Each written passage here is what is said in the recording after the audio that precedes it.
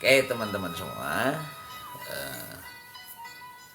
ketika kita berbicara tentang pendidikan, tentu kita harus berangkat dari pengertian dari pendidikan itu. Nah, pendidikan itu tidak lepas dari proses belajar. Maka selain kita berbicara tentang pendidikan, kita juga harus memahami apa itu belajar. Nah, di dalam Undang-Undang Nomor 20 tahun 2003 pasal 1 ayat 1 itu dijelaskan bahwa pendidikan itu adalah sebuah usaha sadar dan terencana untuk mewujudkan suasana belajar dan proses pembelajaran agar peserta didik secara aktif mengembangkan potensi dirinya untuk memiliki kekuatan spiritual keagamaan, pengendalian diri, kepribadian, kecerdasan, akhlak mulia, serta keterampilan yang diperlukan dirinya, masyarakat, bangsa, dan negara. Itu adalah prinsip dari pendidikan menurut undang-undang ya. Ini menurut undang-undang. Jadi sekali lagi, menurut undang-undang yang menjadi payung kita dalam dalam melaksanakan pendidikan, apalagi kita adalah guru yang merupakan ujung tombak dari pendidikan, kita harus memahami benar apa sih sebenarnya yang diinginkan oleh pemerintah, apa yang diinginkan oleh rakyat. Apa yang diinginkan oleh rakyat adalah apa yang tertuang dalam undang-undang yang dirumuskan oleh para wakil kita. Nah, di sini jelas bahwa pendidikan adalah proses usaha sadar dan terencana untuk mewujudkan suasana belajar dan proses belajar agar peserta didik secara aktif mengembangkan potensi dirinya untuk memiliki kekuatan spiritual keagamaan. Maka dari sini sangat jelas bahwa yang pertama menjadi bidikan dari pendidikan itu adalah memiliki kekuatan spiritual keagamaan. Nah, oke. Maka tidak lepas. Ini menjadi keren teman-teman. Karena saya melihat ini. Saya mencoba menganalisa beberapa negara, dan hanya Indonesia teman-teman yang punya Kementerian Agama. Ini menjadi penting di situ, ya, menjadi penting di situ. Gitu. Kemudian yang kedua,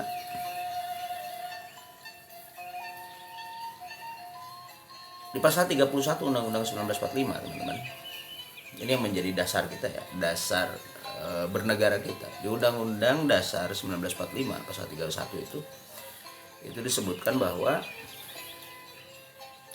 pemerintah mengusahakan dan menyelenggarakan satu sistem pendidikan nasional yang, nah ini tujuan dari pendidikan nasional nih, ya, versi undang-undang. Kita akan melihat nanti bagaimana pelaksanaan dari apa yang dilakukan oleh kementerian. Ya, di sini dijelaskan di pasal 31 ayat 3. Pemerintah mengusahakan dan menyelenggarakan satu sistem pendidikan nasional yang meningkatkan keimanan dan ketakwaan serta akhlak mulia dalam rangka mencerdaskan kehidupan bangsa yang diatur dengan undang-undang. Di pasal 5-nya, di ayat 5-nya, itu disebutkan bahwa pemerintah memajukan ilmu pengetahuan dan teknologi dengan menunjang tinggi nilai-nilai agama dan persatuan bangsa. Ini undang-undang dasar teman-teman. Ini undang-undang dasar. Jadi undang-undang dasar jelas bahwa target dari pendidikan bangsa ini adalah bagaimana meningkatkan keimanan dan ketakwaan serta akhlak mulia dalam rangka mencerdaskan kehidupan bangsa. Sehingga saya bisa melihat bahwa dari pasal 31 ayat 3 ini yang disebut rakyat yang cerdas, bangsa yang cerdas, itu adalah bangsa yang memiliki keimanan dan ketakwaan serta akhlak mulia. Dikuatkan lagi dengan tadi ayat 5-nya. Pemerintah memajukan ilmu pengetahuan dan teknologi dengan menunjang tinggi atau menjunjung tinggi nilai-nilai agama dan persatuan bangsa. Oleh sebab itu, pendidikan bangsa ini sebenarnya tidak boleh lepas dari nilai-nilai agama. Ini dasar utama, teman-teman. Jadi dasar utama dari pendidikan adalah tadi meningkatkan keimanan dan ketakwaan serta akhlak mulia. Nah, selanjutnya menjunjung tinggi pengembangan ilmu pengetahuan dan teknologi itu harus menjunjung tinggi nilai-nilai agama dan persatuan. Teman-teman bisa cek langsung, silakan cek di Undang-Undang Dasar 1945 pasal 31 ayat 3 dan 5. Kita sebagai guru tentu harus sadar benar, harus tahu benar, apalagi PNS yang kita misalnya guru-guru yang PNS P3K yang dibayar oleh negara, tentu kita adalah orang-orang yang harus mewujudkan cita-cita dari undang-undang ini. Nah, kenyataan yang terjadi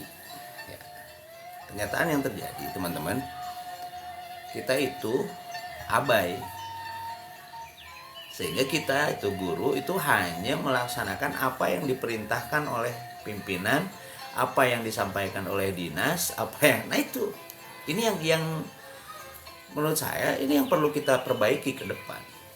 Jadi kita ketika melaksanakan tugas kita sebagai guru, kita harus merujuk pada tujuan awal itu apa, sehingga kita bisa mengkritisi nih.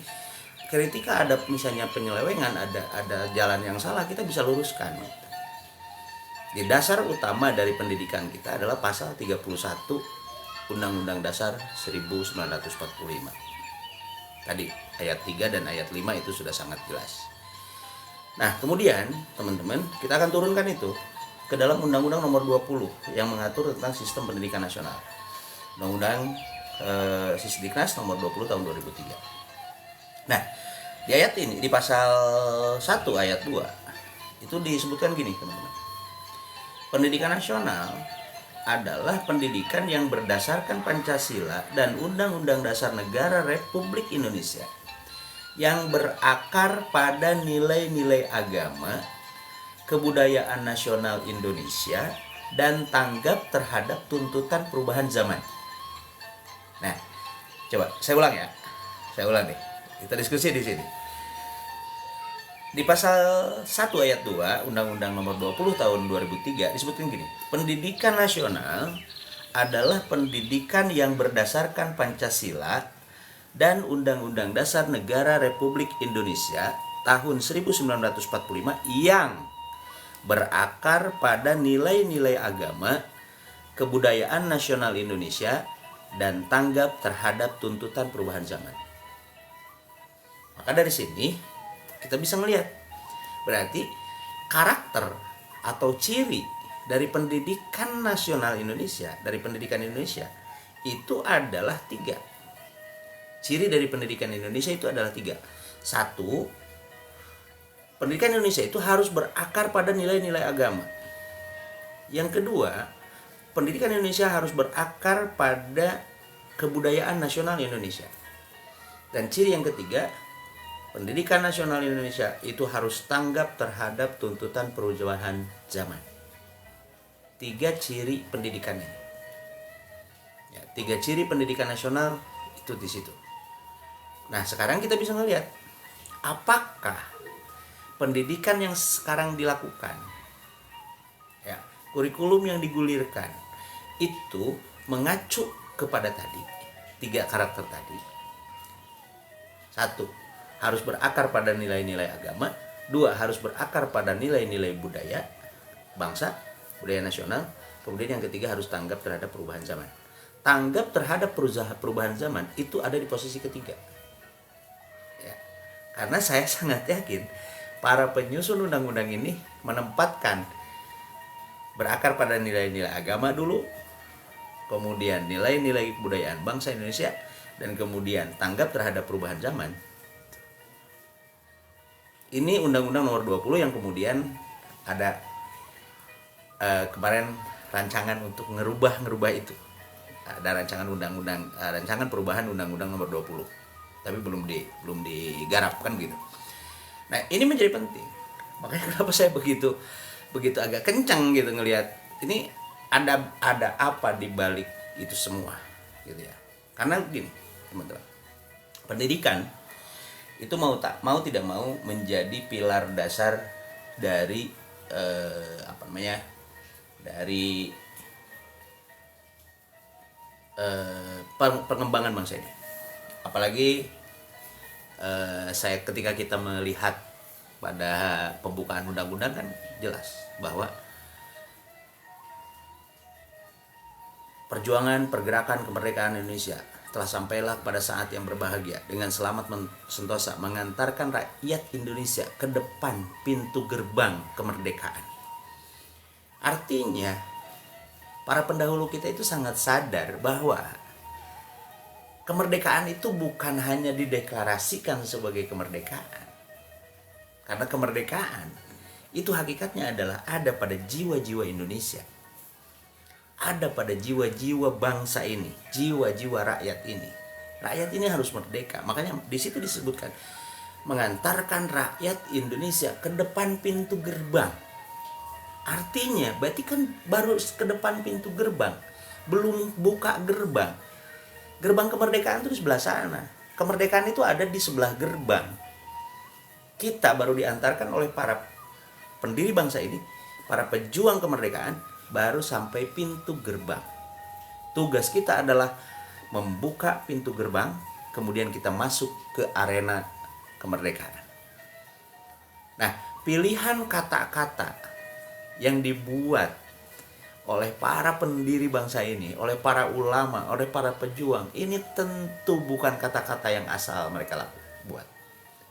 Mereka memperhitungkan, mereka sangat menimbang, mereka sangat mempertimbangkan kata-kata yang harus muncul dalam itu. Maka dari situ, nah tugas pendidikan adalah bagaimana membawa bangsa ini masuk ke dalam ruang kemerdekaan. Nah, untuk masuk ke ruang kemerdekaan itulah ada sistem pendidikan yang kemudian sekarang disebut dengan kurikulum merdeka dan akan berubah menjadi kurikulum nasional. Nah, kita nggak tahu ini sebenarnya apa. Nah, saya ingin melihat, yuk kita diskusi bareng terkait dengan sebenarnya kemana harusnya pendidikan Indonesia itu dibawa. Saya lanjut ke tujuan pendidikan nasional. Nah, ini menurut saya yang harus benar-benar dipahami oleh kita sebagai guru. Oleh guru-guru, oleh orang tua, ini harus paham benar. Sehingga orang tua menjadi kontrol, menjadi penyeimbang bagi sekolah, yang bisa jadi sebenarnya sekolah juga nggak paham. Karena saya sangat meyakini dari beberapa kali saya melakukan diskusi dengan teman-teman guru, ketika saya nanya, Bapak Ibu tahu nggak tujuan pendidikan nasional itu apa? Guru-guru bilangnya mencerdaskan kehidupan bangsa. Dari mana? Sementara di Undang-Undang 20/2003 itu sangat jelas disebutkan bahwa tujuan pendidikan nasional itu adalah untuk berkembangnya potensi peserta didik agar menjadi manusia yang beriman, bertakwa, berakhlak mulia, sehat, berilmu, cakap, kreatif, mandiri, dan menjadi warga negara yang demokratis dan bertanggung jawab. Jadi ada 10 tujuan, teman-teman. Ada 10 tujuan pendidikan, tujuan dari pendidikan, di mana kita harus membawa anak-anak ini menuju ke sini, menuju ke tujuan itu.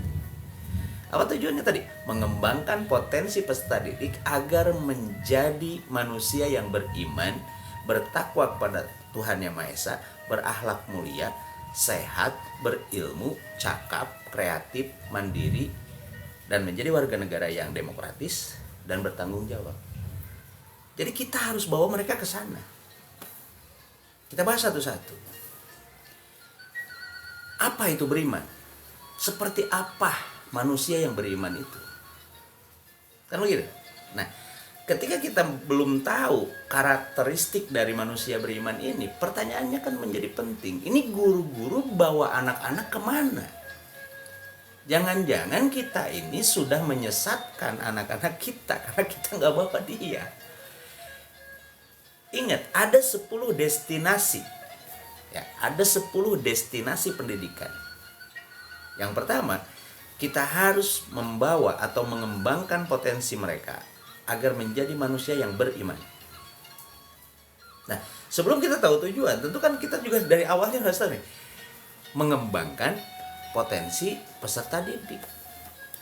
Nah, pertanyaan muncul di sini, yang harus dikembangkan apa gitu? Yang harus dikembangkan tuh apa? Potensi peserta didik. Potensi itu apa? Nah, di sini juga kan perdebatan. Wah, bakat, minat dan sebagainya. Gitu kan?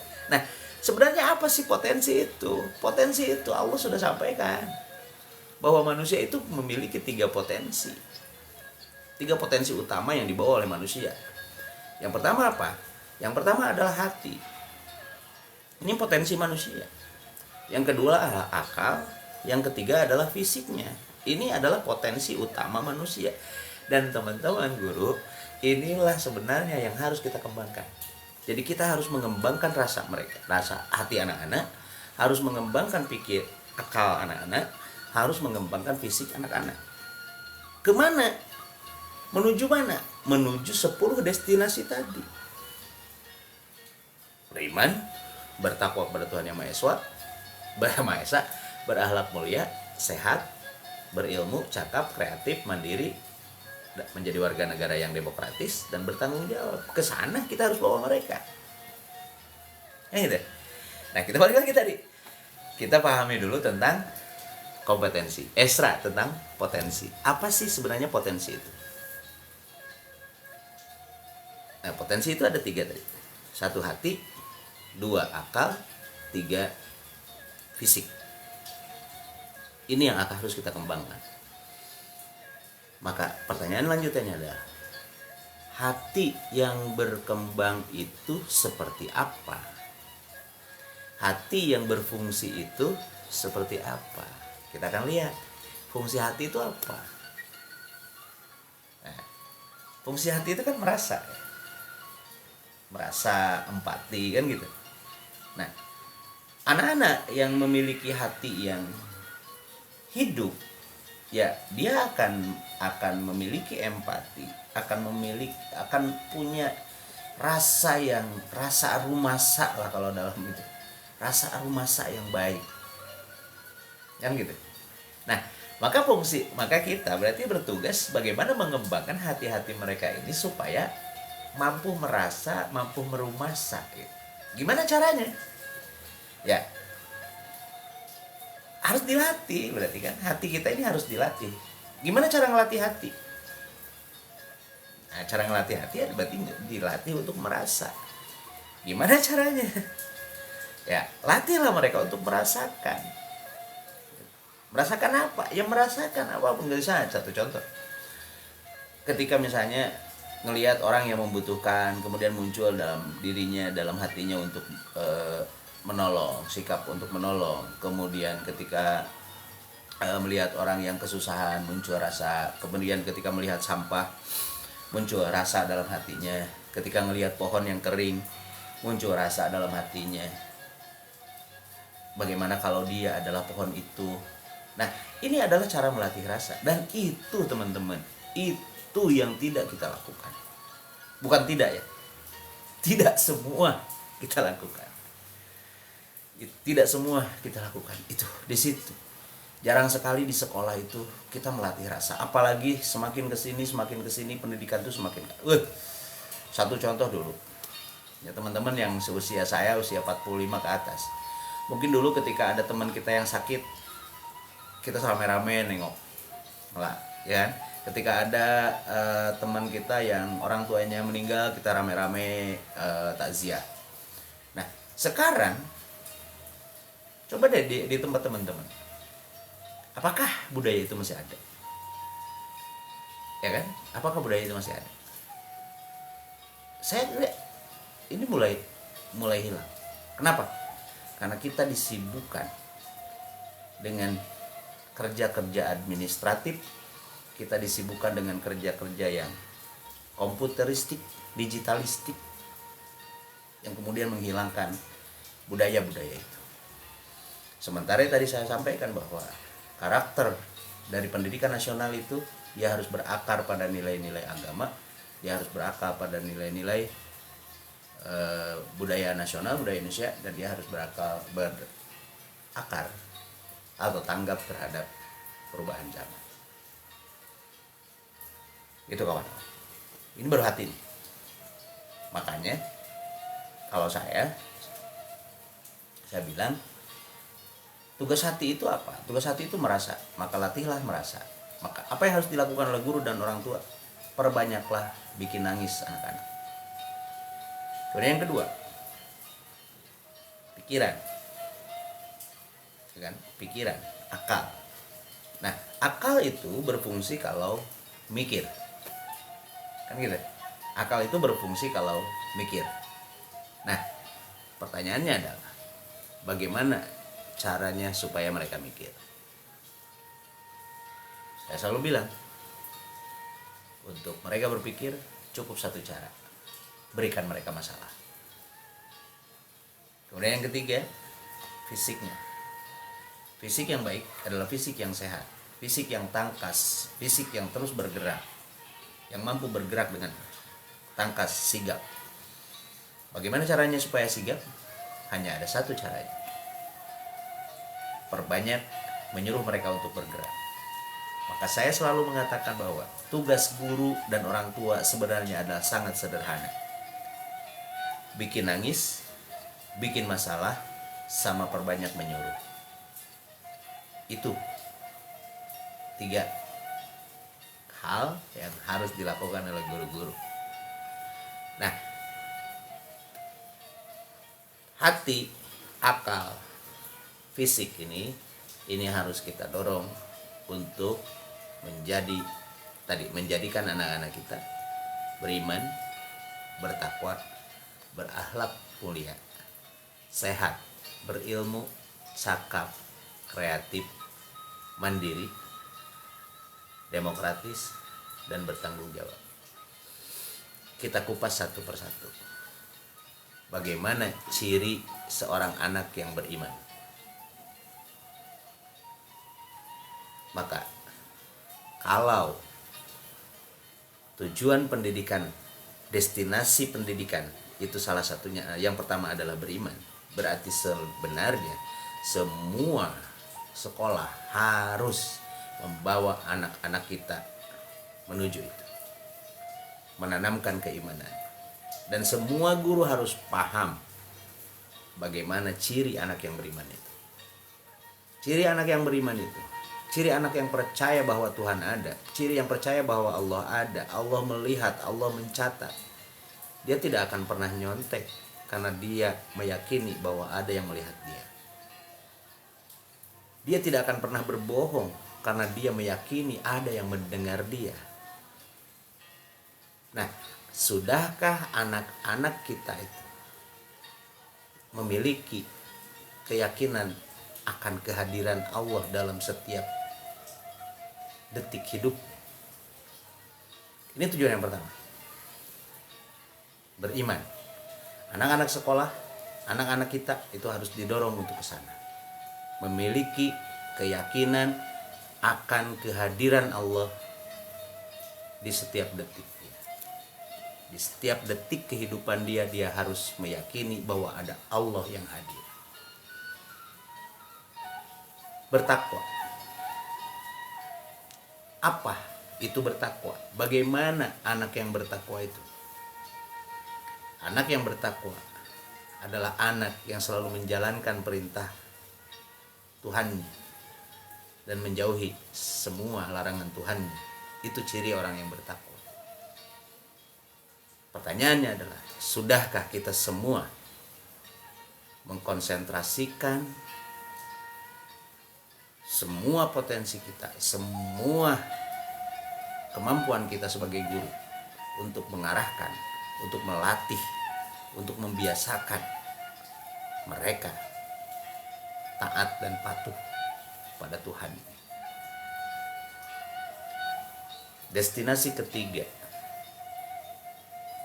hati, pikiran, dan fisik mereka harus diarahkan menuju manusia yang berakhlak mulia.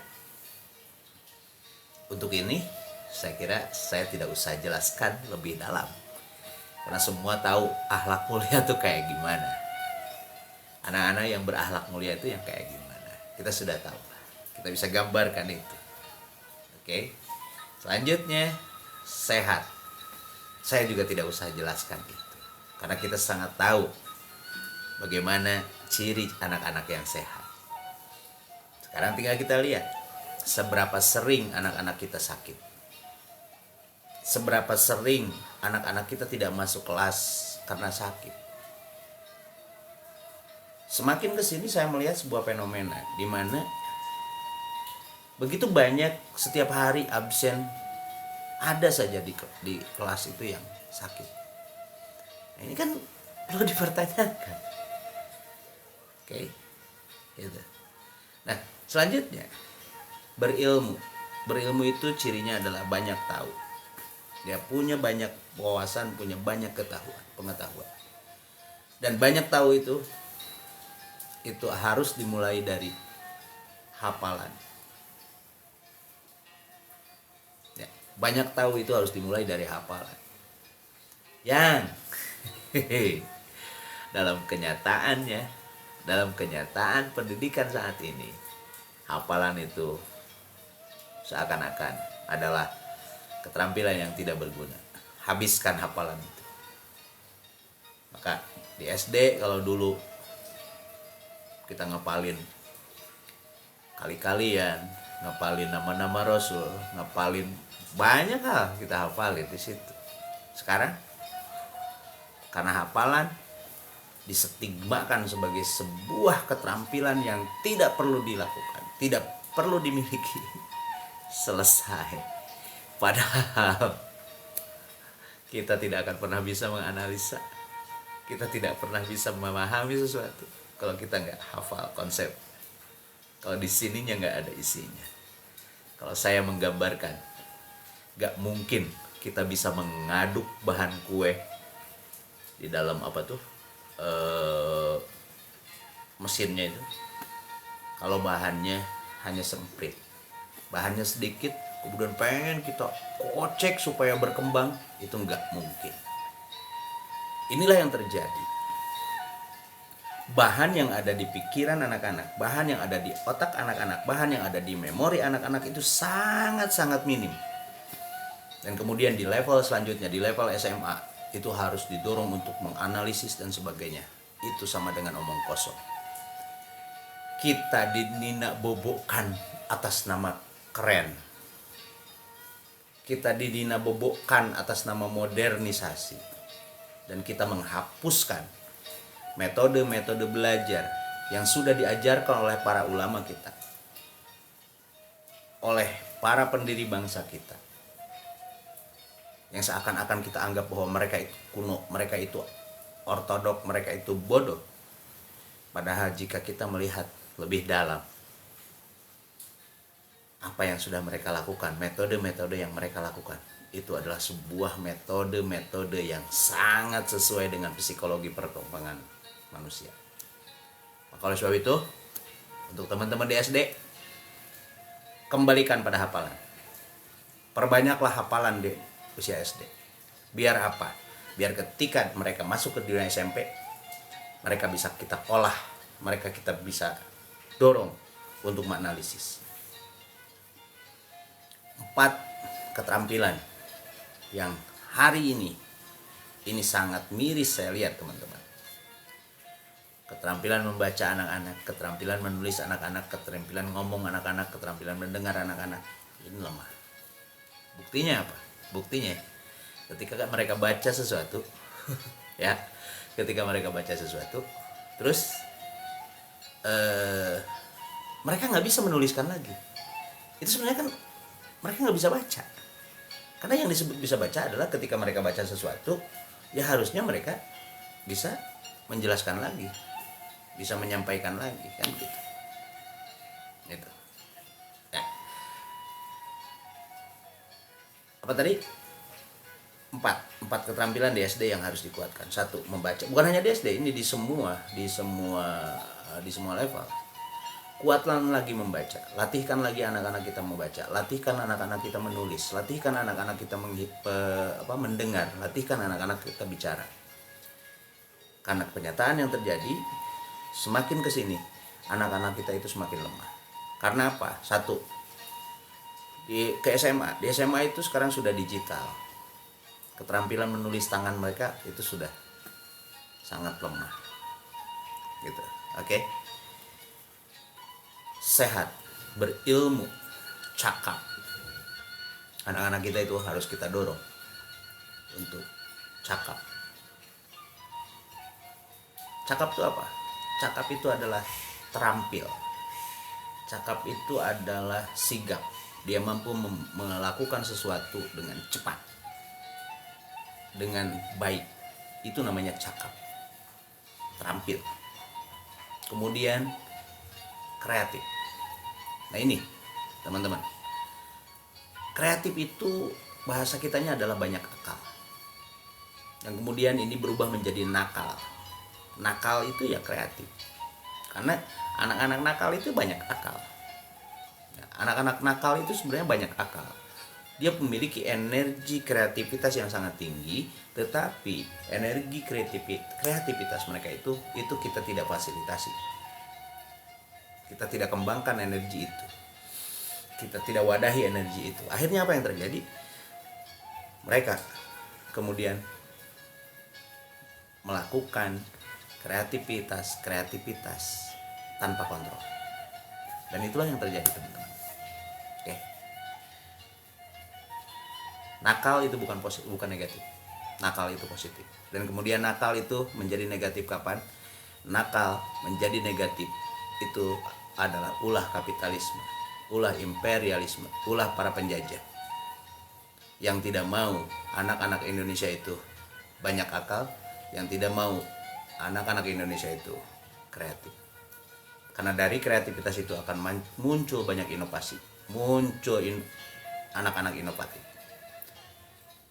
Maka penjajah kemudian menstigmakan nakal sebagai sebuah perilaku negatif. Padahal nakal itu netral. Nakal itu adalah kreativitas. Nakal itu banyak akal. Ngakal bahasa Sundanya ngakal. Ngakal itu banyak akal.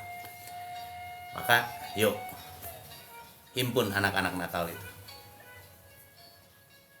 Arahkan mereka ke kreativitas yang positif. Dukung mereka ketika otak mereka, inovasi mereka, pikiran mereka itu menunjukkan pada kebaikan. Dan ketika muncul yang tidak baik, tahan dulu, jangan dulu menjustifikasi. Karena kita tidak hidup di zaman mereka. Kita hanya bisa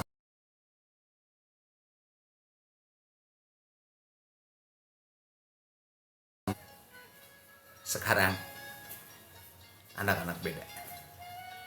Maka oleh sebab itu, ketika misalnya muncul kreativitas yang menurut kita, kok gini sih, kok negatif sih, tahan dulu, lihat dulu, minta penjelasan mereka dulu. Ini maksudnya apa? Karena saya sering menemukan ada kreativitas yang di luar di luar pengalaman kita, sehingga kita menganggap bahwa ini negatif. Karena nanti begini. Nah itu ternyata mereka ada sisi yang kita anggap negatif sebenarnya adalah positif bagi mereka ketika itu diarahkan. Jadi sekali lagi pesan saya, kreatif itu sama dengan nakal. nakal sama dengan kreatif. Maka tolong anak-anak nakal ini adalah modal bangsa ini. Kreativitas harus hadir. Anak-anak nakal inilah yang harus diberi ruang untuk menunjukkan kreativitasnya. Karena kreativitas itu diberi. Kegagalan kita mengelola kenakalan anak-anak karena masalah ego kita yang kita merasa bahwa kita merasa lebih baik. Kita merasa lebih tahu dari mereka. Oke, kreatif, mandiri. Anak-anak kita itu harus kita latih untuk mandiri, teman-teman. Karena esensi dari kemerdekaan sebenarnya adalah kemandirian. Perbedaan, merdeka, dan terjajah itu hanya satu, unsur kemandirian. Ketika kita semua masih tergantung sama orang, masih tergantung sama orang banyak, semakin banyak kita tergantung pada orang, kita akan hidup terjajah. Makanya kenapa Rasulullah melarang atau mengingatkan kita hindari utang. Dan sekarang yang terjadi dalam hidup kita, pertanyaannya sederhana. Apa dalam hidup kita yang tidak tergantung sama orang? Saat ini kita kalah sama kakek buyut kita, sama nenek kita, sama kakek kita. Nenek kita dulu mau makan ayam, mereka pelihara sendiri. Mau makan ikan, mereka punya kolam sendiri. Mau minum, mereka tinggal ambil airnya, masak. Sekarang mau minum saja, kita tergantung sama sebuah perusahaan besar. Kan minum. Dulu kakek kita mau mandi, mikirin sabun, enggak. Dulu mereka mau minum, mikirin galon, enggak. Sekarang ya ini. Maka mari kita sadari bersama, sebenarnya pendidikan kita itu harus kemana? Pendidikan kita itu harus pendidikan yang memerdekakan, bukan pendidikan yang seakan-akan memerdekakan. Padahal ini adalah pendidikan yang membawa anak-anak kita secara perlahan masuk ke dalam perangkap imperialisme, perangkap penjajahan, perangkap ketergantungan. Dan yang kesembilan adalah menjadi warga negara yang demokratis dan bertanggung jawab. Kenapa harus demokratis? Demokratis itu memahami perbedaan. Kenapa bangsa ini harus memahami perbedaan? Ingat, bangsa ini bukan bangsa yang satu warna. Bangsa ini adalah bangsa yang penuh dengan warna. Warna agama, warna budaya, warna bahasa. Maka kebutuhan anak-anak kita untuk bisa memahami perbedaan. Memahami bahwa manusia itu memang harus beda. Dan perbedaan itu kan sunatullah. Ketika kita menginginkan semuanya sama, kita sedang melanggar sunatullah. Bayangin, ketika tidak ada laki-laki, semuanya hanya laki-laki, kan kacau. Ya Allah pengennya ya kita adalah, Allah pengennya kita itu demokratis, mampu memahami perbedaan. Dan terakhir, destinasi terakhir dari pendidikan kita adalah bertanggung jawab. Kenapa para penyusun undang-undang ini memasukkan itu? Karena mereka sangat menyadari bahwa tidak ada satupun manusia yang sempurna. Tidak ada satupun yang tidak akan pernah melakukan kesalahan. Tapi dia harus bertanggung jawab ketika mereka melakukan sebuah kesalahan. Saya kira itu untuk hari ini. Terima kasih banyak. Assalamualaikum warahmatullahi wabarakatuh.